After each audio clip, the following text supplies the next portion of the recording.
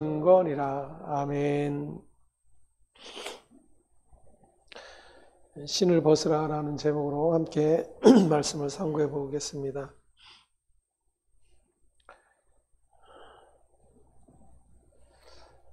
출애굽기를 공부하면서 얼마나 하나님의 은혜 없이는 살 수 없는 자인지를 계속해서 우리는 배워가게 됩니다.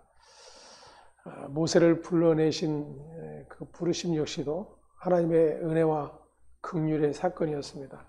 죽을 수밖에 없었던 자를 하나님은 당신의 언약 가운데서 그를 불러내셨고 바로의 공주의 아들을 통해서 그를 살려내시는 그러한 일들을 하고 계셨습니다. 그러한 하나님의 구원의 일에 사람들은 흔히 자신이 어떠한 역할을 감당할 수 있는 자라고 생각을 하기도 하고, 그렇게 하나님이 행하시는 일 가운데 쓰임받는 그러한 사람이 되기를 꿈꾸기도 합니다.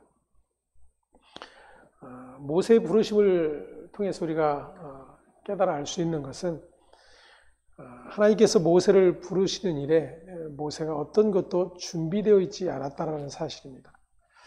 특히 오늘 이제 본문을 보면은 모세가 이제 왕궁에서의 모든 문무를 겸비하고 충분히 왕이 될 자격을 갖추고 있었음에도 불구하고 그는 왕궁과 상관없는 광야에서 목동으로서의 삶을 40년간 살게 됩니다.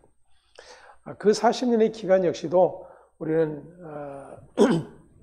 하나님께서 쓰시기 위해서 준비시키는 그런 기간으로 해석을 하기도 합니다. 그런 시점으로, 그런 관점으로 보게 된다면 우리의 모든 삶을 통해서 하나님이 쓰시는, 또 하나님의 일에 사용된 그러한 사람들은 무언가가 준비되어야만 하나님께서 쓰신다라는 그런 생각들을 갖게 되죠.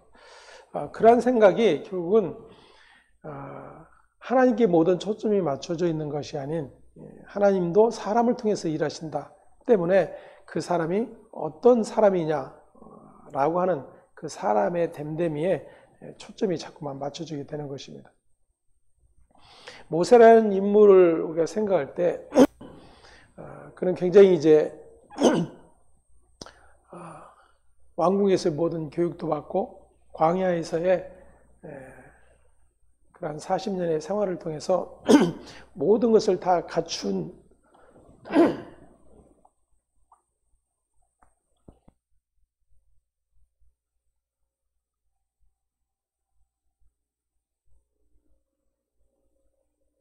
준비된 사람이라고 하는 그런 생각들을 충분히 가질 수가 있을 것입니다. 우리의 신앙이 이러한 부분들에 대해서 굉장히 조심하고 주의를 기울여야 하는 것이죠. 물론 하나님은 사람을 통해서 일을 하시는 것은 맞습니다. 그래서 성경에 기록된 많은 인물들, 오늘날에도 여전히 그렇게 하나님은 당신의 일을 행하심에 있어서 택한 자들을 불러내어 하나님의 일을 이루어 가시는 것을 확인을 하게 되죠. 문제는 과연 하나님은 인간 편에서 준비된 자를 쓰시는가 하는 거예요. 이 관점이 굉장히 왜곡된 그런 관점이라고 하는 것입니다.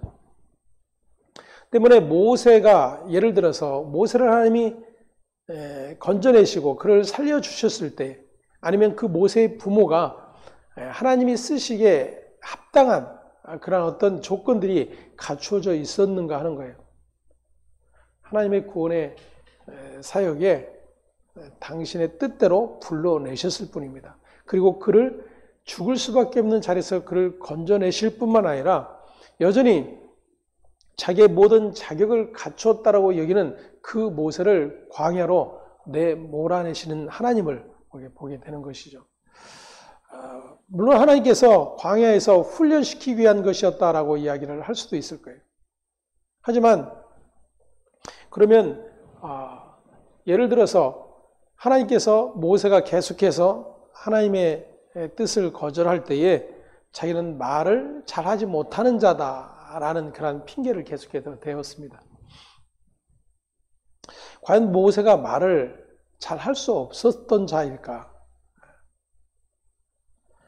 그가 왕궁에서의 모든 교육을 받았고 왕자로서의 삶을 살았는데 왕이 갖춰야 될 모든 자격 조건들을 배우고 익숙해져 있었는데 그가 과연 말이 어두운해서 말을 못하는 자였을까? 그런 의미가 아니다라고 하는 것을 생각을 해볼 수가 있습니다. 여전히 모세는 자기의 자격 갖춤을 계속해서 이야기하고 있는 거예요. 근데 하나님은 계속해서 말씀하시기를 너에게 자격이 있음 때문이 아니다라는 거예요. 하나님께서 지금 구원의 계획을 이루시고 지금 이스라엘의 부르짖음을 듣고 그들을 이끌어내 가나안 땅으로 이끌어 가시겠다라고 말씀하시는 이유는 하나님이 이미 아브라함과 이삭과 야곱에게 맹세하셨던 그 언약을 이루시기 위한 일이라고 하는 거예요.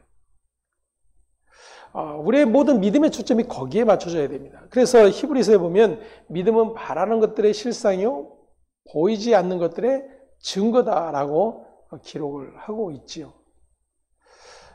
때문에 믿음은 보이는 것에 있지 않아요.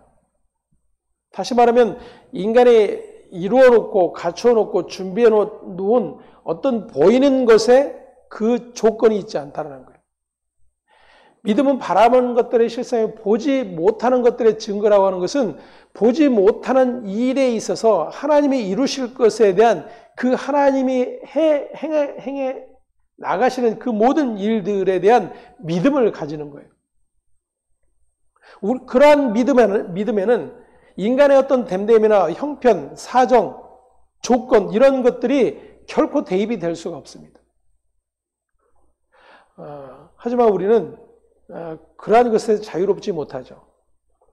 예를 들어서 우리가 신앙생활하면서 믿음이라고 하는 것을 규정할 때 믿음의 사람이다. 저 사람은 믿음이 있다라고 할 때에 우리는 보이는 것을 가지고 그 사람의 믿음의 척도를 우리가 생각을 하게 됩니다. 동일하게 예배에 참석을 하고 주일날 동일하게 예배 자리에 있어도 동일한 믿음이라고 여기지를 않죠. 그가 어떤 봉사를 하고 있고 어떤 충성의 내용들을 보이고 있는지, 그가 정말 얼마나 성경을 읽고 또 얼마나 기도하고 있는지, 이러한 것들로 계속해서 견주게 되죠. 그래서 자꾸만 보이는 것으로 믿음의 가치를 만들려고 하는 그러한 습성들이 우리에게는 모두에게 있다라고 하는 것입니다. 근데 성경은 우리에게 말씀하시기를 믿음은 그런 것이 아니다라는 거예요.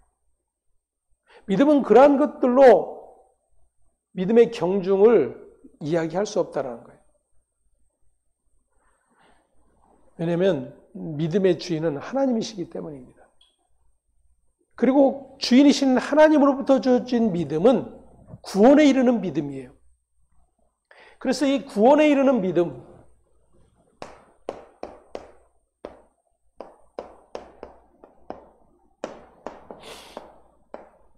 자, 이 구원에 이르는 믿음이 다를까 하는 거예요. 우리가 흔히 판단하듯이 저 사람은 믿음이 조금 없는 것 같아. 저분은 정말 모든 면에서 믿음이 아주 대단한 사람이야. 이런 우리가 구분들을 분명히 합니다. 그러면 대단한 믿음,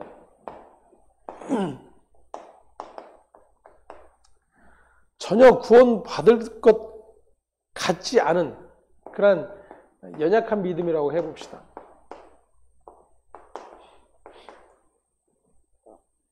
그럼 우리의 이 생각 속에는 이 연약한 믿음이 구원의 이를 확신을 가질까요? 우리 자신들도 그러잖아요. 어떤 때는 내가 좀 믿음이 없는 것 같고 세상 일들 때문에 내 앞에 놓인 어떤 문제 때문에 걱정하고 발 동동 구르고 하나님 앞에 기도도 나오지 않는 그럴 때에 그러한 나 자신을 보며 내 믿음이 대단한 믿음이라고 여기는 분은 없을 거예요. 그러한 나의 믿음을 보면서 내가 정말 이러한 모습으로 구원을 얻을 수 있을까? 이런 생각들을 대개는 해 보았을 것입니다. 반면에 정말로 내가 모든 면에서 믿음의 길을 잘 걸어가고 있다라면 이 연약한 믿음을 가진 자보다는 구원에 이를 수 있는 그런 확률이 많다라고. 그래서 믿음의 확신을 가지는 그러한 일들이 일어나게 되는 거예요. 그러면 지금 이 구원에 이르는 이 믿음이 누구에 의해서 지금 좌우되는 겁니까? 나의 믿음에 의해서 좌우되는 거예요. 근데 이것이 성경과 정면으로 배치되는 내용이거든요. 그럼에도 불구하고 이러한 생각들이, 이러한 우리의 신앙적 사고들이 너무나도 당연하게 자리를 잡고 있어요. 우리의 신앙 안에.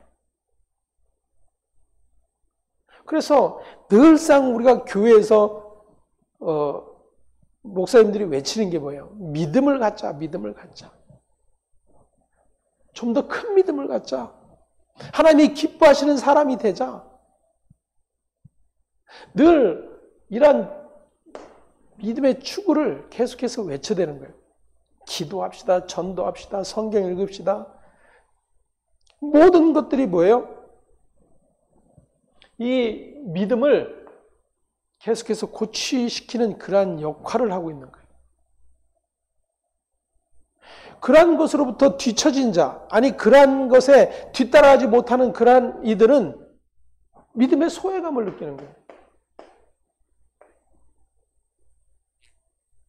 그리고 그러한 자신이 정말로 구원을 얻을 수 있을까? 천국에 갈 수 있을까? 이런 생각들을 갖게 되는 것입니다. 여러분, 이러한 사고로부터 전환이 되어져요.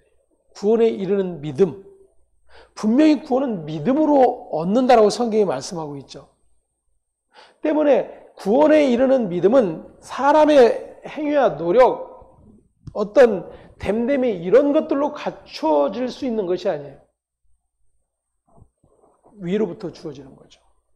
하나님의 은혜로부터 주어지는 거예요. 그래서 그 은혜로 말미암은 이 믿음에 있게 된 자들은 자기 행위의 자랑이 없어지게 되는 겁니다. 그게 성경적인 거예요. 그래서 교회는 계속해서 자랑을 만들어내려고 하죠. 자랑할 수 있는 사람들을 앞세우고 그 사람들을 본받으라고 외치고 계속해서 그러한 일들을 행하고 있는 것입니다. 이것은 어떤 일이냐면 보이지 않는 믿음을 보이는 믿음으로 바꾸는 일이에요. 더 나아가서 보이지 않는 하나님을 보이는 하나님으로 만들어내는 일들입니다. 아주 무서운 일이에요.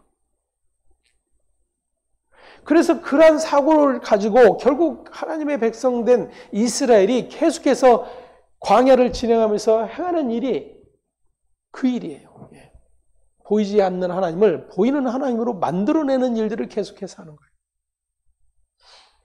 그것이 하나님이 당신의 언약 안에서 이루어놓은, 다시 말하면 언약을 통해서 이 땅에 오셔서 십자가를 통해서 완성해 놓으신 예수 그리스도의 그 구원에 이르는 믿음을 헛된 것으로 만드는 일인 거예요.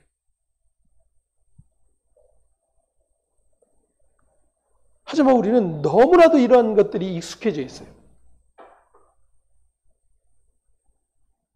그래서 뭔가 하지 않으면 불안하고, 뭔가 하지 않으면 죽은 것 같고,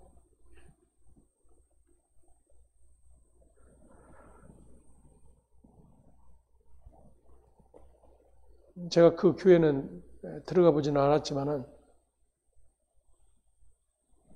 이번에 제 그 동기 모임에 있어서 만났는데, 그 전사님이 참 열심히세요. 학교 때부터도 열심히였고, 사역을 하면서도 언제나 많은 사람들에게 존경을 받고, 그렇게 열심히 했던 분입니다.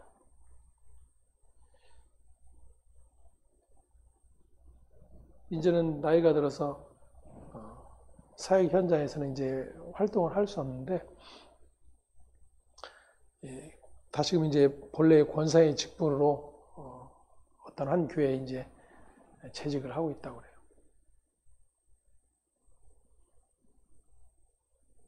올 1월에 개척한 교회인데 1000명이 넘는다고 그래요. 근데 그 교회가 얼마나 뜨거운지 예배가 살아있대요. 찬양이 살아있고.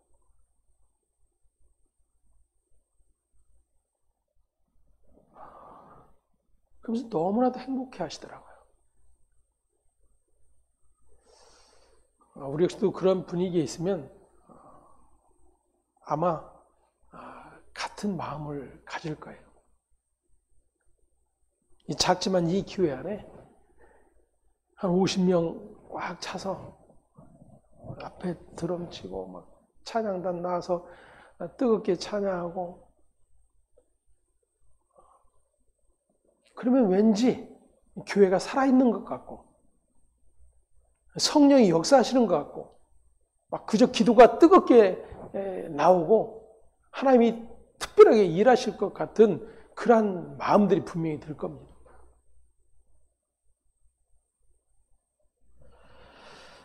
우리는 그렇게 보이는 것들에 이 믿음이 익숙해져 있어요. 오늘 보면은 그러한 우리의 보여지는 것, 그래서 우리의 어떤 그러한 열심들, 우리의 뜨거움, 우리의 하나님을 향한 그러한 열정들, 이런 것을 통해서 하나님은 일하신다라고 하는 그러한 착각을 오늘 무너뜨리고 계십니다.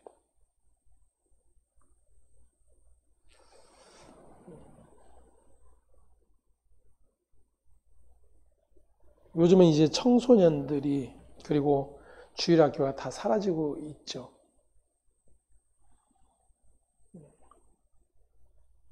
십수년 전만 해도 여름만 되면 아니면 겨울방학만 되면 청소년 집회들이 여기저기 굉장히 많이 있었습니다. 그리고 그 집회 뜨거운 찬양과 막 기도의 시간들, 이런 것들을 통해서 수많은 사역자들이 배출이 됐어요. 다시 말하면 그 뜨거움의 열기 가운데 내가 주를 위해 헌신하겠습니다. 하나님을 위해서 헌신하겠습니다. 그래서 선교사로 아니면 신학교로 교회 사역자들로 수많은 청소년들이 그렇게 헌신을 했어요.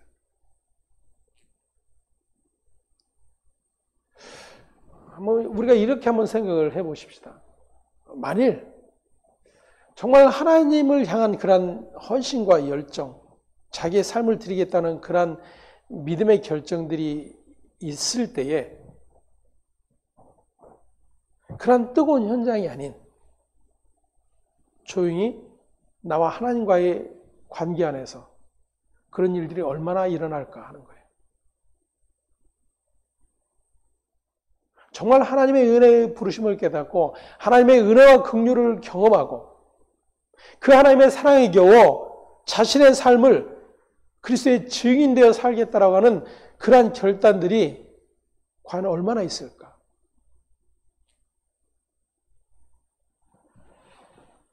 한때 교회에 많은 부흥회들이 있었죠.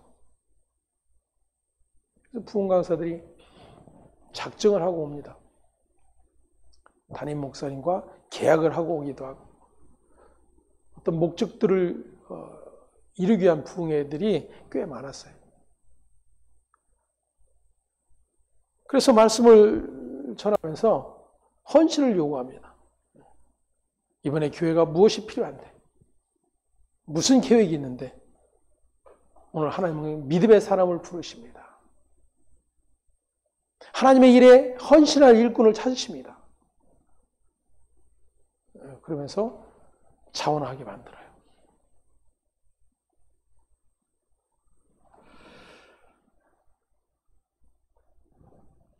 그래서 어떤 장로님은, 아니 어떤 권사님은 그러면서 모델을 세우기도 하죠.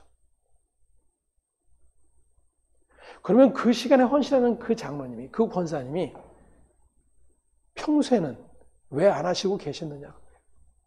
교회가 그런 상황이 있고 그런 어려움이 있을 때 왜 주님의 음성에 귀를 기울이지 않았을까요?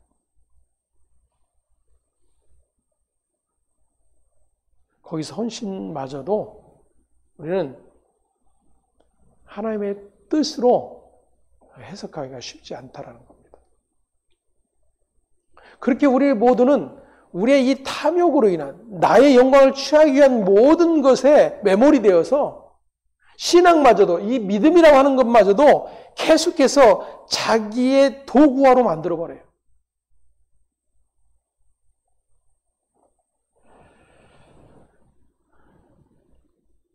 오늘 하나님께서 모세를 부르시는 장면이 기록이 되어 있습니다.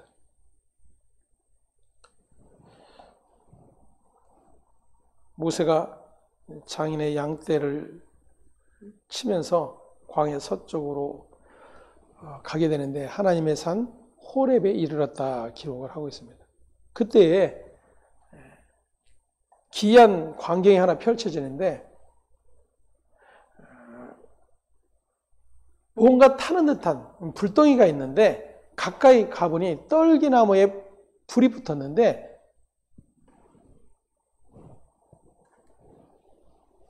떨기나무는 그대로 있는 거예요. 여러분, 우리가 잘 알듯이 불을 피우려면 불쏘시개가 있어야 되잖아요. 불쏘시개가 있어요. 다시 말하면 소화되는 대상이 있어야 불이 계속해서 활성화가 되는 거예요. 그런데 지금 떨기나무는 분명히 있는데, 그리고 불은 지금 활활 타오르고 있는데 떨기나무는 타지 않고 있다는 거예요. 불을 지금 살려낼 수 있는 재료는 그대로 있는데 불은 계속해서 피워지고 있는 그러한 상황이 펼쳐져 있습니다.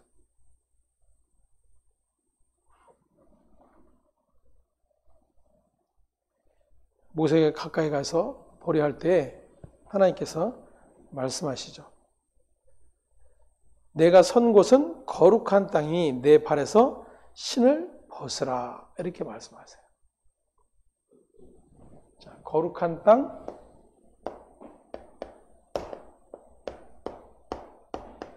신을 벗어라.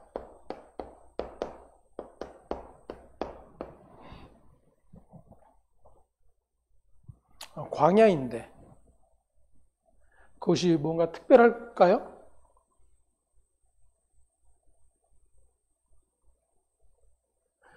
거기가 무슨 금맥이 있을까요? 아니면 그곳이 하나님이 쓰시는 일꾼을 찾아내는 그러한 장소일까요? 그리고 말씀하시기를 신을 벗으라 라고 말씀을 하십니다.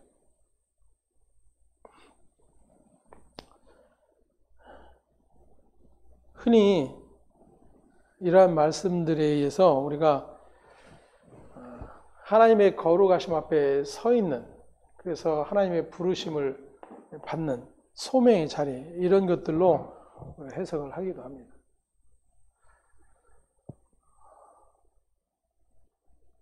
지금 하나님께서 모세에게 지금 가르쳐 주시는 내용은 이런 거예요. 모세가 왕궁에서 40세까지 있다가 광야로 피신을 하게 됐습니다. 그리고 광야에서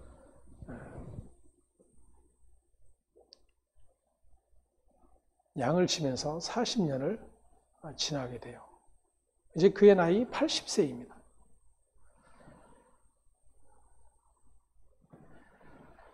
우리가 너무나도 잘 알듯이 하나님께서 준비된 자를 쓰신다고 할 때에 우리의 생각은 어떻습니까? 혈기왕성한, 그리고 지금 왕궁에서 모든 문물을 겸비한 다 갖춰진 그런 모세를 쓰시는 게 나을까요? 아니면 이제 그거 다 잊어버리고 기억조차 가물가물한 이제는 양들이나 치고 있는 그러한 80세 된 노인을 쓰시는 게 나을까요?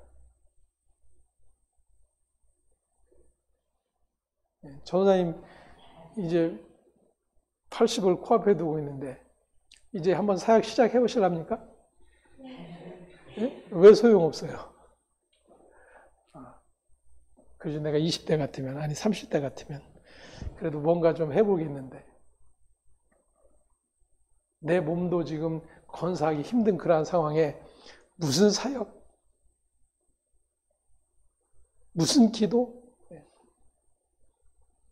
우리는 충분히 그럴 수 있어요. 그러면 지금 40세 모세가 준비된 자일까요? 지금 80세인 모세가 준비된 자일까요?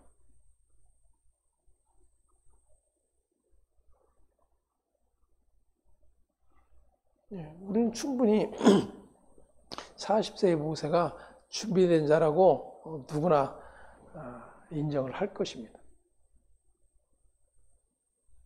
하나님이 40세의 모세를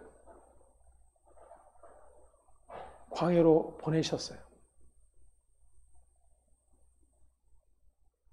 자기의 모든 것으로 갖춰져 있고 내가 내 백성을 이끌고 나갈 것이다라고 하는 그런 모든 자신감을 가지고 있는 모세를 광야로 몰아내셨어요.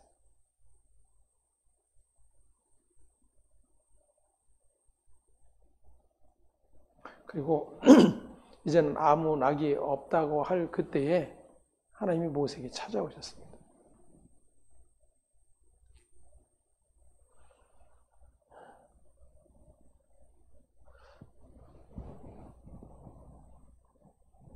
당시 종은 신을 신을 수 없었어요. 신을 벗으라고 하는 의미는 너는 나의 종이다라는 것입니다. 이 종이라고 하는 것은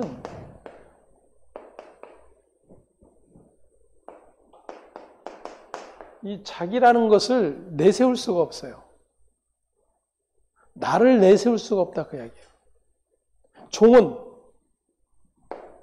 누구의 뜻을 따라야 돼요? 주인의 뜻을 따라야 돼요. 주인의 뜻을.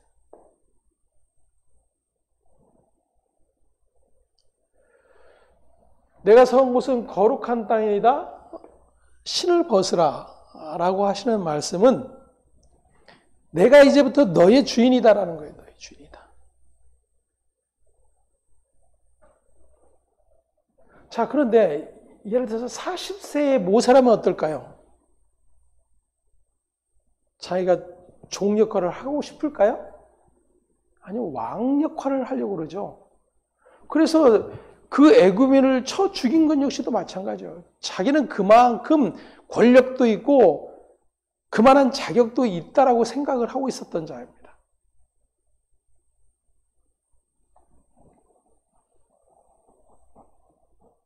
자기가 주인 역할을 하는 거예요. 자기가 주인. 하나님이 이스라엘을 자기 백성을 이끌어 가신다라면 내가 충분히 그 일을 할 수 있습니다.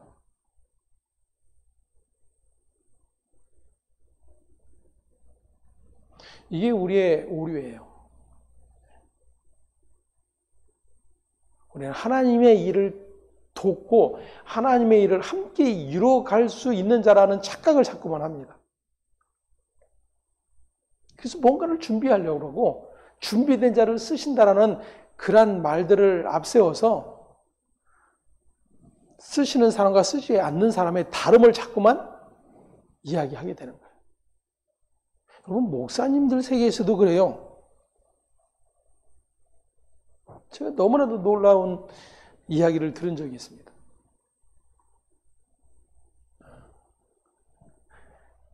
한 교회 사모님이었는데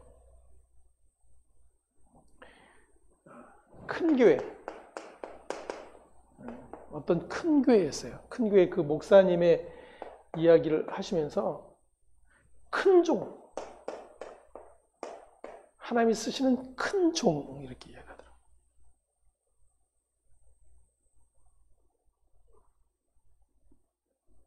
그럼 작은 종은 뭐예요? 우리 같은 사람, 개척교회 몇 명 모아놓지도 못하는 능력 없는 그러한 종.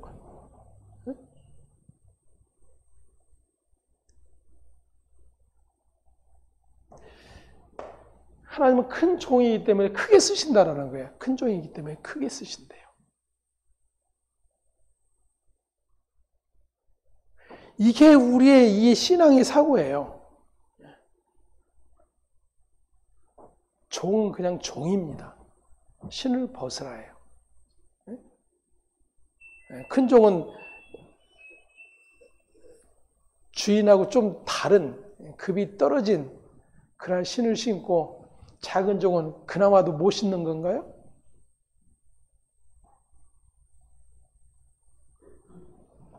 신을 벗으라요. 이 말씀이 가지고 있는 이 의미는 엄청난 겁니다. 모세의 그간 80년간의 모든 삶을 송두리째 던져버리는 말씀이에요. 너의 왕궁에서의 40년, 너의 그 광야에서의 40년, 그거 아무 의미 없어. 너는 종일 뿐이야. 다시 말하면 이제부터 너는 내가 이루어가는 그 일에 내가 너에게 명하는 일을 해야 할 존재야.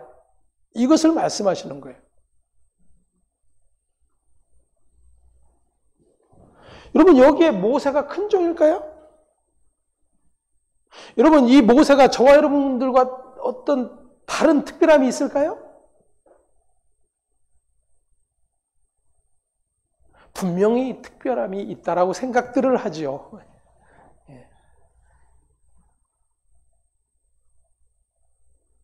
저 역시도 그렇지 않습니까? 그래서 바울 사도나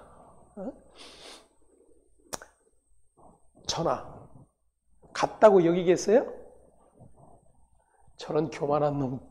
아마 그런 성도들이 대부분 그럴 거예요. 아니, 지가 무슨 코딱지만한 교회,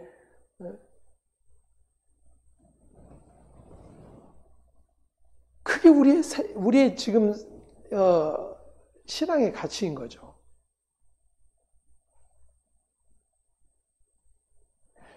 하나님이 쓰시는 일에는요, 그 모든 것이 다 던져야 할 조건들이에요. 벗어야 할 조건들이 다 그 이야기예요. 여기로부터 출발이 되어지면 뭐 요즘 막 그 교회가 건강한 교회 무슨 뭐 어떤 일을 가지고 그래도 멋있는 목사님 별 이야기들을 다 하잖아요.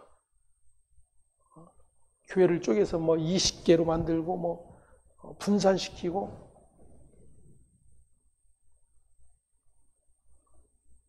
그럼 그러한 것이 하나님 앞에 어떤 역할이 될까요?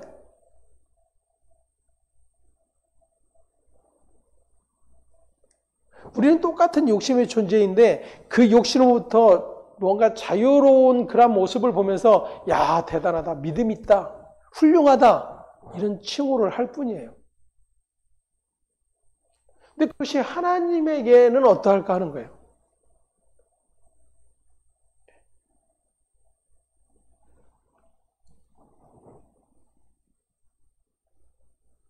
내가 선 것은 거룩한 땅이다. 왜 거룩할까요? 그를 종으로 불러내신 하나님이 계시기 때문에 거룩한 땅인 거예요. 그 하나님의 존재 앞에 있을 때에 모두가 거룩한 자인 거예요.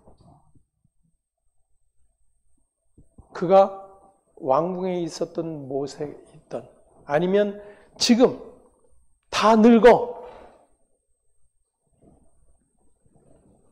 그저 약물이나 돌보는 그러한 노인의 모습이 일지언정 다르지 않아요. 왜요?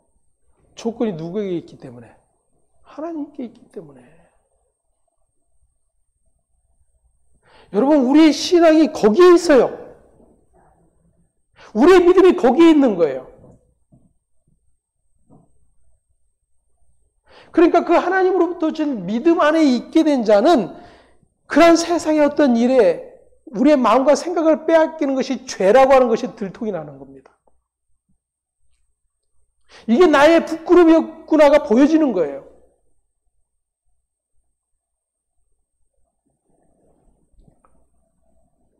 내 발에서 신을 벗으라. 이제부터는 내가 내 스스로 너의 길을 걸어갈 자가 아니다라는 겁니다. 그래서 6절에 이렇게 말씀하시죠. 또 이르시되 나는 내 조상의 하나님이니 아브라함의 하나님, 이삭의 하나님, 야곱의 하나님이니라. 모세가 하나님 배우기를 두려워하여 얼굴을 가리매 여호와께서 이르시되 내가 애굽에 있는 내 백성의 고통을 분명히 보고 그들의 감독자로 말미암아 부르짖음을 듣고 그 근심을 알고 내가 내려가서 그들을 애굽인의 손에서 건져내고 그들을 그 땅에서 인도하여 아름답고 광대한 땅, 젖과 꿀이 흐르는 땅, 곧 가나안 족속, 헷 족속, 아모리 족속, 브리스 족속, 히 족속, 여부스 족속의 지방에 데려가노라 하노라. 아멘.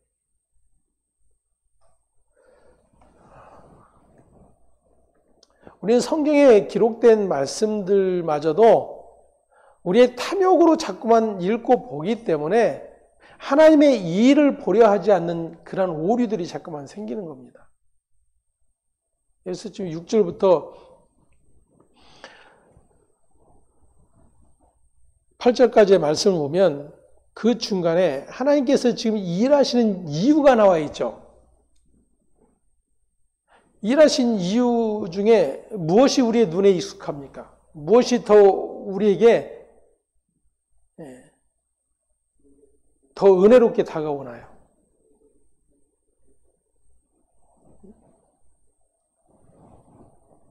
내 백성의 고통을 분명히 보고 그들의 감독자로 말미암아 부르짖음을 듣고 그 근심을 알고 그냥 읽기만 해도 은혜가 되지 않습니까? 여러분, 지금 이스라엘이 애굽에서 부르짖음이 무엇 때문에 부르짖음이었을까요?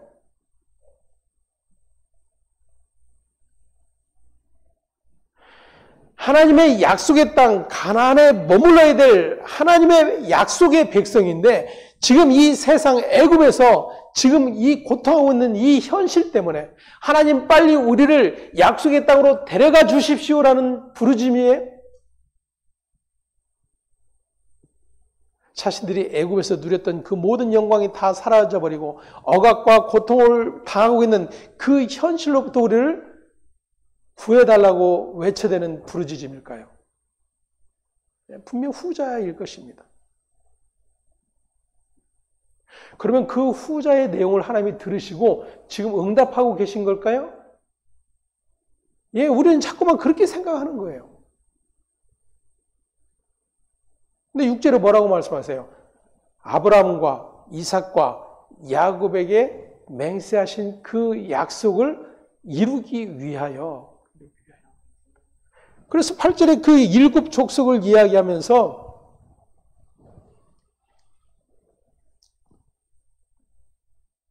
그 약속의 땅으로, 그 가나안으로 데려가려 하노라 라고 말씀하시는 거예요. 무엇 때문이에요? 하나님의 자기 약속 때문에 지금 이 일을 행하실 뿐인 거예요. 그 하나님의 자기 약속의 신실하심을 자꾸만 사람의 일, 사람의 요구, 사람의 영광으로 바꾸려고 하는 일들이 우리의 신앙의 모습들이다 그 이야기예요.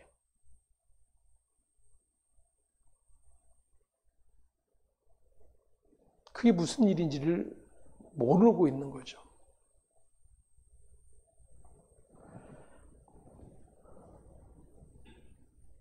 하나님 앞에서의 거룩은요,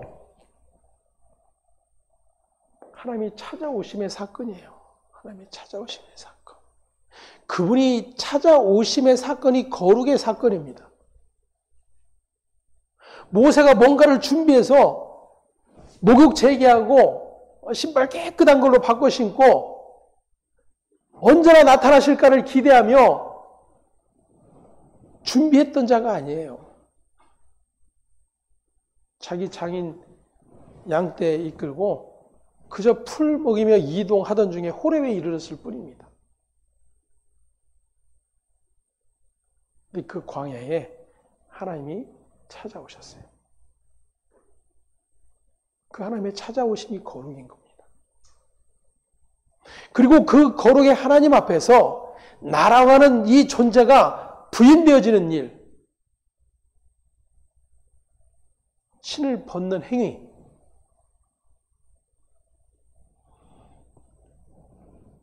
그것이 하나님의 요구일 뿐이에요. 만일 하나님이 쓰시는 일이라고 한다면 그렇게 하나님의 요구에 응답하는 일밖에 없는 겁니다.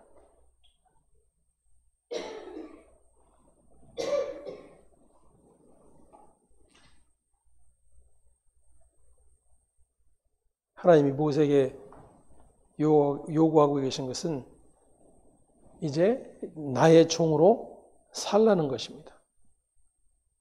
너의 뜻, 너의 의지, 너의 의사대로가 아닌 하나님의 뜻, 하나님의 지시, 하나님의 말씀, 그것을 따라 살아갈 자라고 말씀을 하고 계시는 거예요. 이것이 믿음의 세계입니다. 그래서 그 하나님으로부터 준 그 믿음이 작동되어지는 자들은요, 하나님이 무슨 일을 말씀하셔도, 어떤 상황 가운데 두셔도 그곳에서 자기를 드러내지 않아요. 누구를 드러내요? 나의 주인이신 그분만 드러내게 돼 있는 거예요. 그게 바른 믿음이에요. 그게 바른 믿음.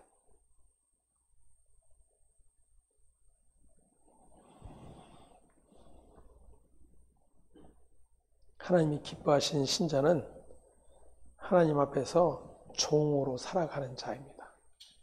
자기 뜻을 내세우는 자가 아니라. 그런데 우리는 오해하기를 하나님은 우리가 신앙의 행위를 열심히 하면 좋아하실 거라고 생각을 하죠. 신앙이 게으르면 하나님이 싫어하신다고 생각을 합니다.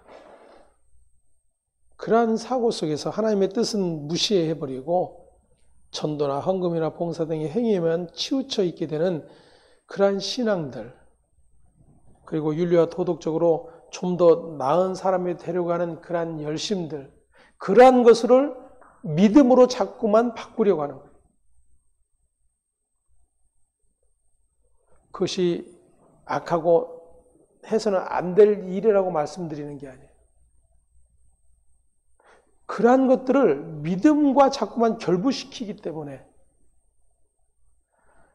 하나님과 상관없는 그러한 일들이 여전히 일어나고 있는 것입니다.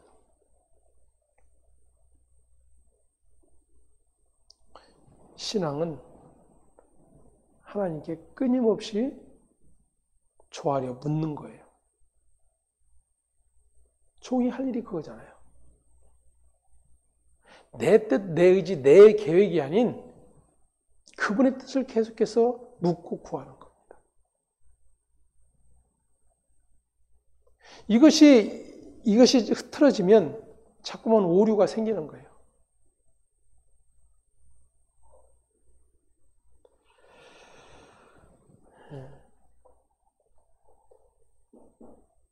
제가 여기 후임으로 오겠다고 하는 그 목사님, 한편 감사한 부분이 그거예요. 우리도 염려하고, 교회도 염려하고,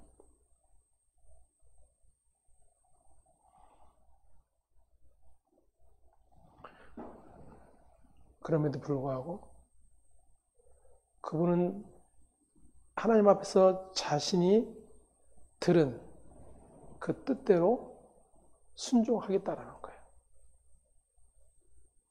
그럼 교회는 그거면 돼요. 교회는 그거면 충분합니다. 건물이 유지가 안 돼도 괜찮아요. 문제는 그 하나님 앞에서의 그 자리를 잃어버리는 것이 문제인 거예요.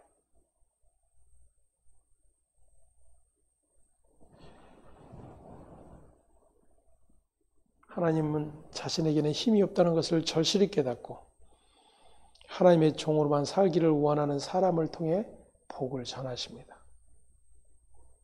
여기서 복은 하나님을 아는 복이죠. 하나님을 아는 복.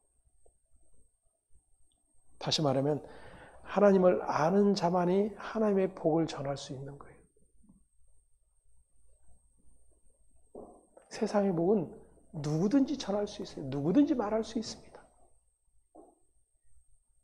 보이는 것들로 얼마든지 드러내어 증명해 줄 수도 있어요. 하지만 하나님의 복, 그것은 보이는 것으로 증명해낼 수 없습니다. 보이지 않는 것의 증거일 뿐이에요. 그런데 그 보이지 않는 것을 증거로 전할 수 있는 자는 그 하나님의 복을 본자요 누리는 자예요.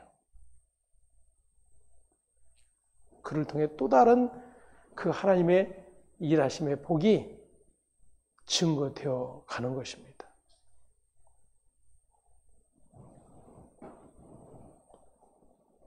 하나님은 분명히 살아계셔서 지금도 저와 여러분의 살아온 모든 곳에서 우리의 인생을 주관하고 계시는 분이십니다. 그 하나님만을 바라보고 그 하나님 앞에서